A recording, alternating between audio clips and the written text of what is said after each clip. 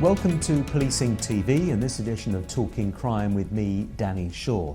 I'm joined today by Sergeant Simon Kempton from Dorset Police, a police officer with 22 years of experience in a variety of different roles. But Simon is also the Police Federation lead on IT. Before that, he was the representative for the use of force. Simon Kempton, thank you very much for joining us on Policing TV. It's good to see you again, Danny. At the Police Federation conference, you are doing a session about mutual aid, which is where police officers from one force go and assist an operation in another part of the country. This is something that goes on a lot, doesn't it, all the time, particularly for big events, for big operations, for demonstrations, protests and so on. Why is the Police Federation involved in that? Why does the Police Federation feel that they have to have a session about that? What are the issues? Well, firstly, I'd say you're right. It happens a lot, mutual aid, and actually increasingly, as police officer numbers dropped because of austerity over the last 10-15 years, we've had to stretch our resources more, which has meant officers deploying to different parts of the country. Sometimes it's for pre-planned events. G7's a good example, COP26. Sometimes it's a spontaneous event. So the riots in Bristol, for example, another good example. So whenever that happens, a force says, look, we need a bit of help, we need some more officers. And we'll deploy officers either within a force to another part of the force, within a region to another part of the region, and sometimes across the country. So we could be asking officers to leave their families at very, very short notice, if any notice at all sometimes, and deploy hundreds of miles away. So one of the things that the Federation is saying is where we're protecting the public on these operations, where we're looking after public property and safety, let's make sure those officers are looked after, that they're recompensed, because obviously you might pick up care costs, maybe you've got to put your child into more childcare because you've had to go away, maybe having to put pets into care, and these costs go on top of all the other cost of living rises that we've seen. So let's look after officers, let's make sure they're not worrying about the money so they can just worry about the public that they're trying to protect. I think you went up to Scotland for the climate change summit. You were policing there. What was the experience of officers having to go up there? Broadly, I have to say, very positive. So from day one, the operation there was very welfare focused, and they brought the Federation into that planning process. So we were able to influence the way that the operation went, particularly with one eye on well-being. So officers were looked after.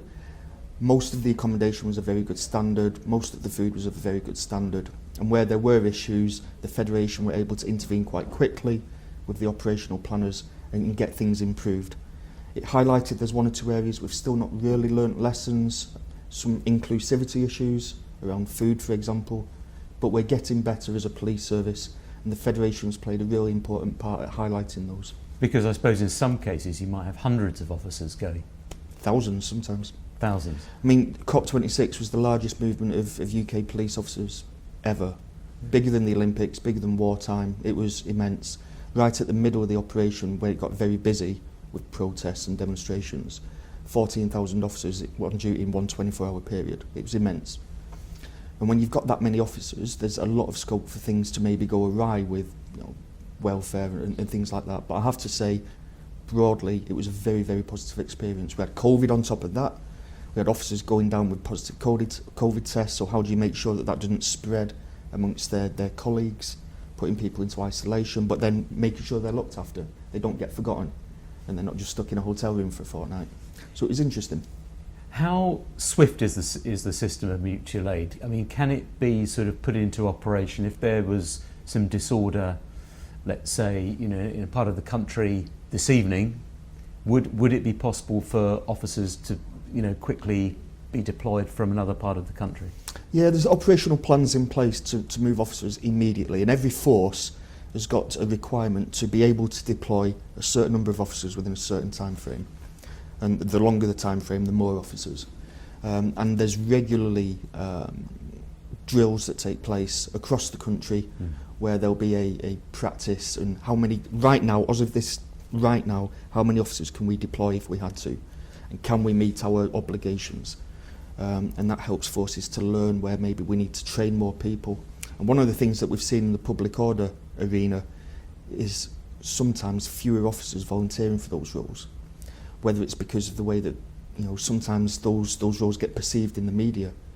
And you're doing your job. I mean, I look at what some of my colleagues went through in Bristol, facing huge danger. I mean, in a police vehicle that got set on fire, literally got set on fire while you're in it. And some of the press was negative about those officers. So, sometimes police officers, why would I volunteer for something like that? And the Federation's got a part to play there, speaking to people like yourself, speaking to the media and saying, look, there's another side to this.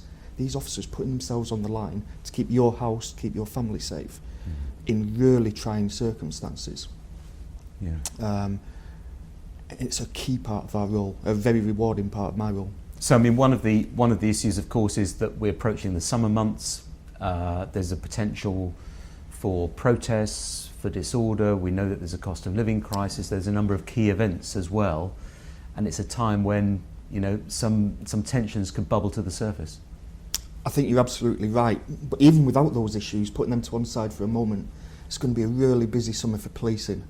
We've got the Platinum Jubilee event coming up, a long weekend where there'll be, hopefully a lot of celebration across the country, but that requires a policing presence sometimes. Commonwealth Games in Birmingham, it's going to be a huge policing event, thousands of police officers to keep that safe. Sporting events and other iconic events that always happen every year that the police need to facilitate.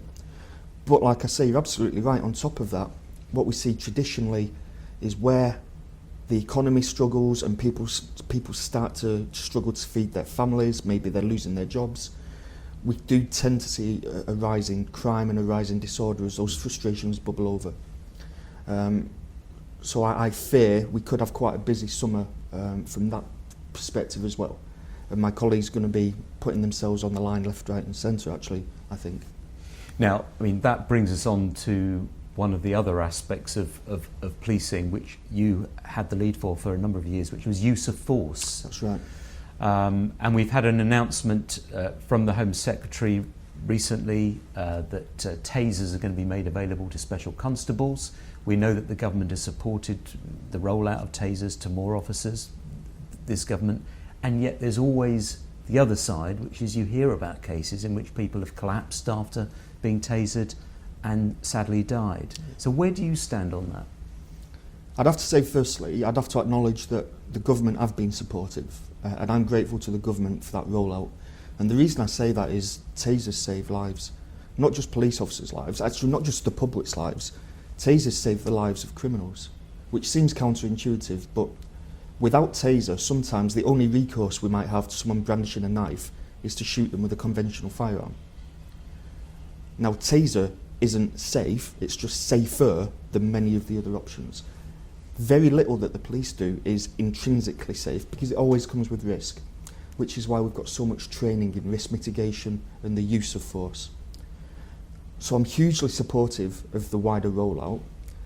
I'm hugely supportive of special constables being given access to taser. I think that's important.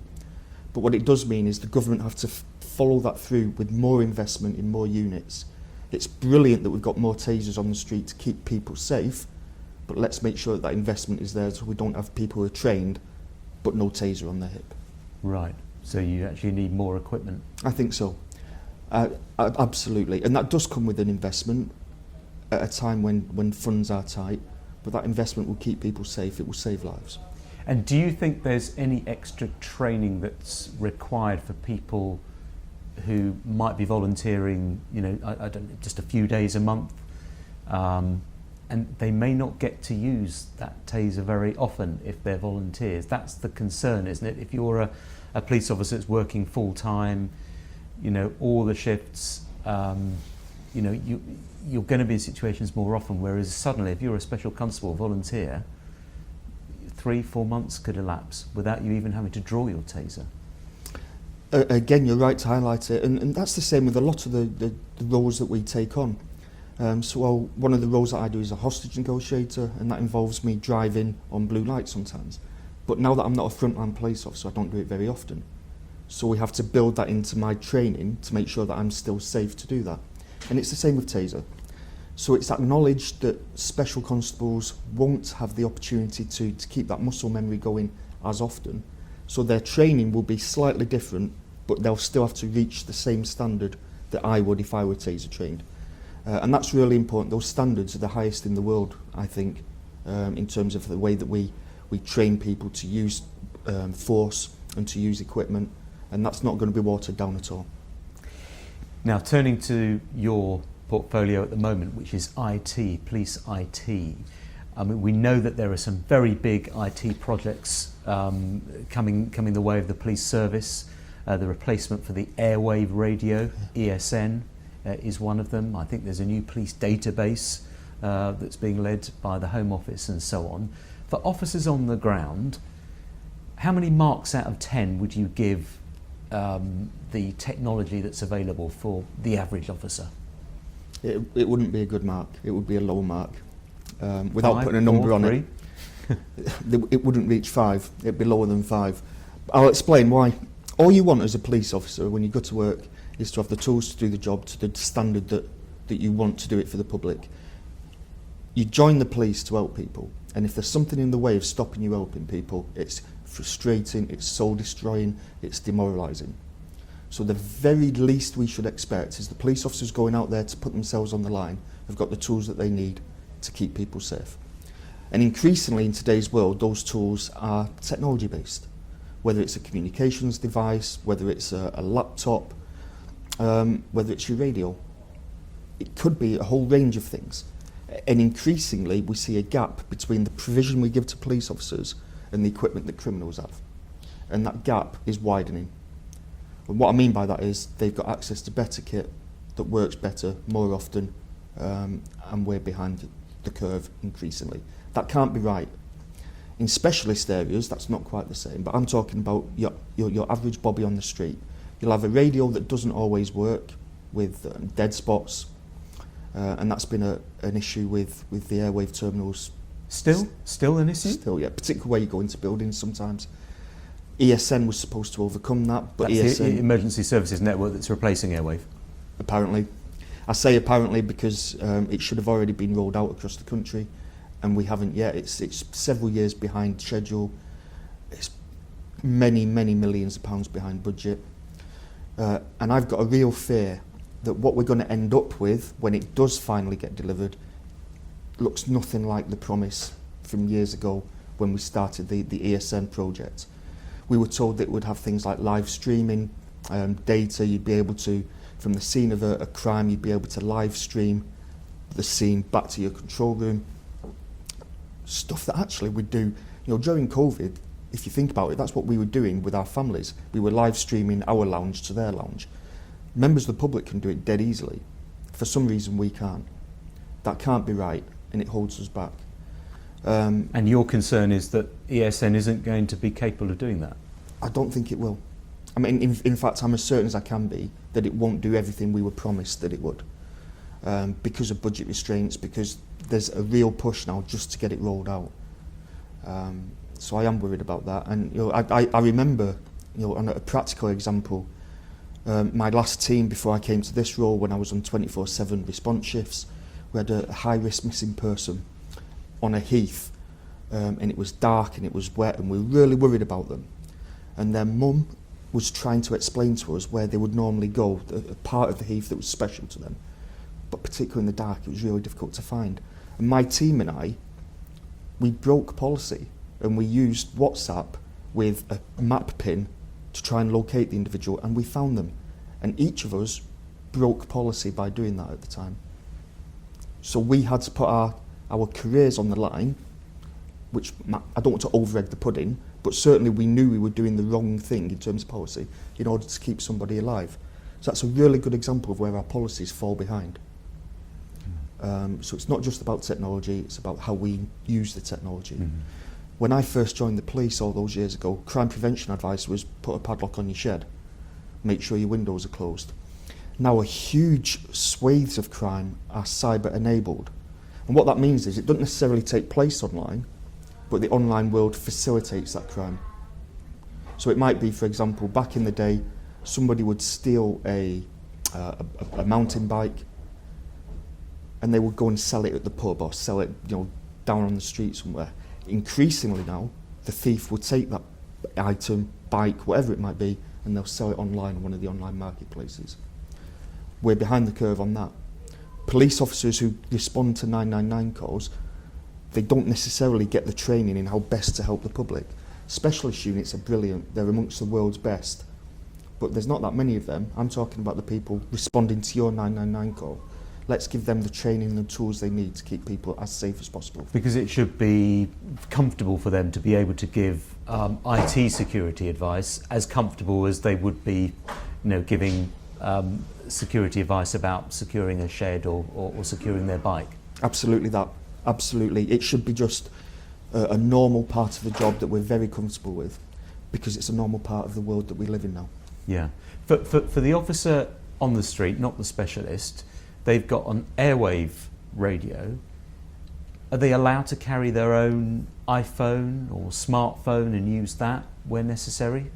It changes slightly from force to force, which, earlier on, talk about mutual aid. That could become an issue, because it's all very well my own force policy and I'm au fait with it. But if I go to work in London or Birmingham or here in Manchester, maybe there's a different policy I fall under, because I come under the control of that chief constable while I'm there. But yeah, some forces will say, quite forward thinking, I would say, there's technology here, let's put a framework so it's safe to use and it's proper to use, but let's use it. Other forces really shy away from it. So within my region, I mentioned earlier I do some hostage negotiation. My force allows the operational use of WhatsApp, if that's the only way that you can communicate with somebody who's in crisis, maybe. Another force in my region who I've worked with and I've deployed with as a negotiator, they just don't allow WhatsApp at all. And that can be a real blocker to communication sometimes. Right. So there are issues around that. Some forces issue devices that come preloaded with a lot of these apps, others don't. And there's some real quick wins. So for example, the law is a complicated old beast. There's so many different offences that as a patrol officer you might be asked to investigate. Very, very difficult to be an expert in every part of that. You've got your theft act, you've got your road traffic act, you've got all sorts. Well, let's preload onto these devices what the law says in really easy to understand, easy to retrieve. So if you're dealing with, something under the Badger Act, or that you don't often deal with, and it might be years since you last dealt with it, let's go onto the device so you can see. And there's apps out there that officers are paying for that gives them that information at their fingertips.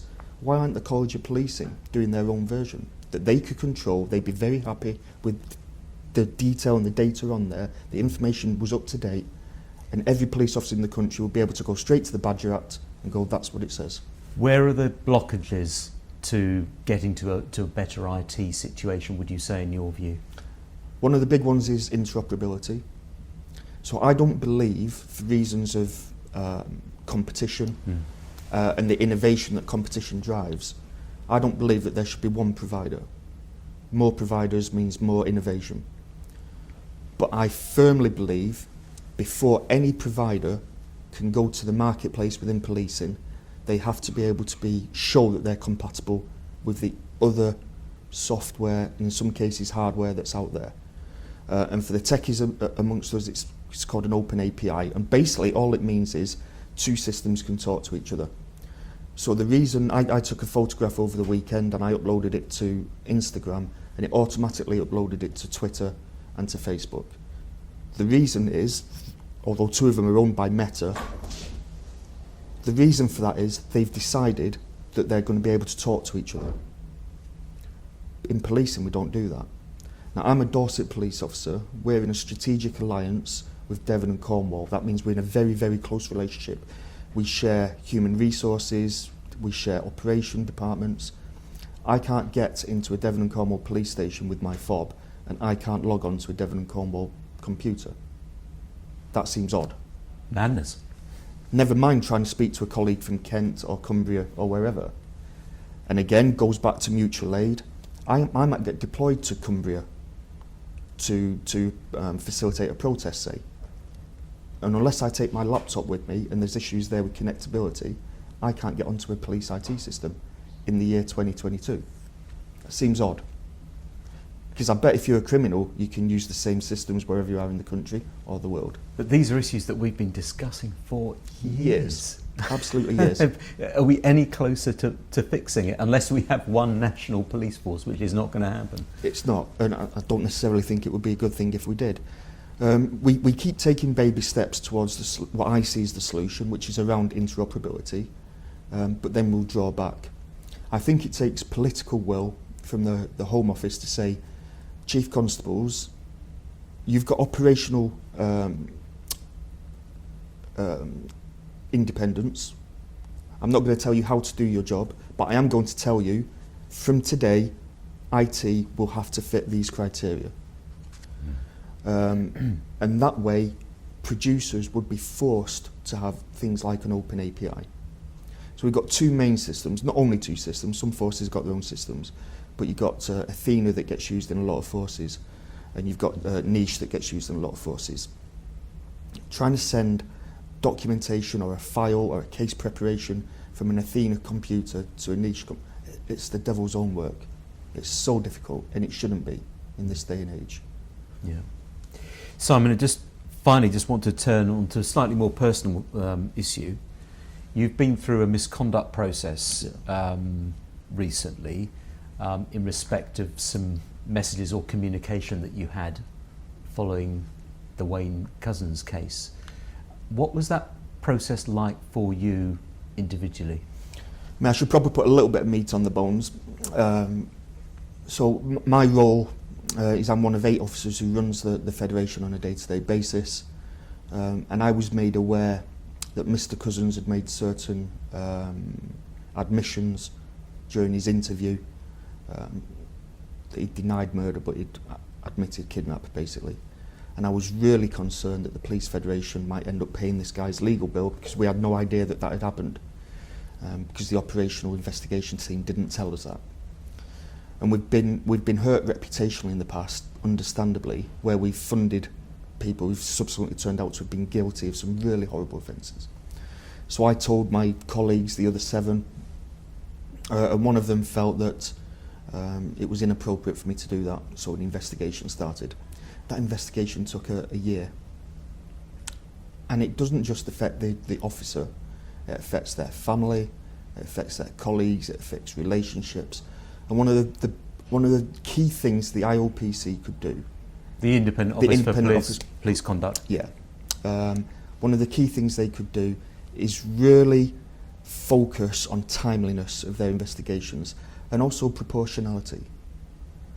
You know, we've got colleagues today who we can see have acted in good faith. They've done what they thought was the best at the time. They haven't been bad. They haven't been corrupt. At worst, they've made a mistake that there's some potential learning from, and we'll drag them through a process for sometimes 2-3 years. And we've got police officers who've joined to help people who then become really disaffected, and it's very, very difficult to get them back into the workplace and be enthusiastic, because it's destroyed lives. We can do better. We should do better. I mean, was that the case with you? In a sense, your investigation took a year. You were acting, as you thought, in the best interests of the Police Federation, trying to be helpful, trying to assist, and yet you found yourself on the receiving end of a misconduct investigation. And you do question what, you know, it would be very easy to become embittered. It would be very easy to throw your hands up in the air and say, not for me anymore. I mean, I was very, very lucky. I had a lot of support from colleagues within the Federation. My family were fantastic. I was very, very lucky. But it drives a wedge between the officer and the parent organisation, the police service. So I've had to be very careful to make sure that wedge doesn't force us too far apart. Difficult not to take it personally, though. Yes. What happened at the end of the process? I received a warning. Yeah. So I've now got to live with that for the next couple of years. It stays on your file for how long? 2 years. Right. A written warning. Yeah. Yeah. So you know, it's difficult, and I'm a liberal. I believe that we need a strong investigative function to make sure the state doesn't overreach, to make sure the state doesn't go too far, to make sure that the police act within the rules. That's really important in the sort of society that I want to live in. But if we've got men and women putting everything on the line, doing the most incredibly difficult jobs, having to take split-second decisions, well, let's recognise that in the process. and let's not hang out people out and their families. You know, their husbands, their wives, their children, they didn't join the police, they didn't sign up for this. But it ruins families, it breaks families because of the stress. Every year we'll get, you know, around 30 police officers commit suicide. The amount of those who are under investigation, when we had one sadly, a colleague literally just in the last few weeks in another part of the country, took their own life under these circumstances. And it happens time we've got officers who are having to go off long-term sick, being medicated because of the stress and the anxiety, because of the uncertainty. And people I speak to, and you know, personally I can understand it when they say it, they would rather go to a job and face somebody with a knife or another sort of weapon than face this. Because when you join the police, you know that that's going to happen. You don't realise the way that the complaint system will cast you aside. And only subsequently, after you've been cleared or after it's finished, will they say, right, you could come back now. It's a dysfunctional relationship. Too often, forces forget that they've got a duty of care to people. Even if they're guilty of doing some really horrible things, you've got a duty of care to that individual. Yeah. Well, it's good that you've got through that process and you're still serving, and you weren't deterred, and you didn't decide just to throw it all in and jack it all in and do something else. So that's good to see, Simon, that you've done that. And thank you very much for talking to us on Policing TV. Thank you. Good to see you again. Thanks, Danny.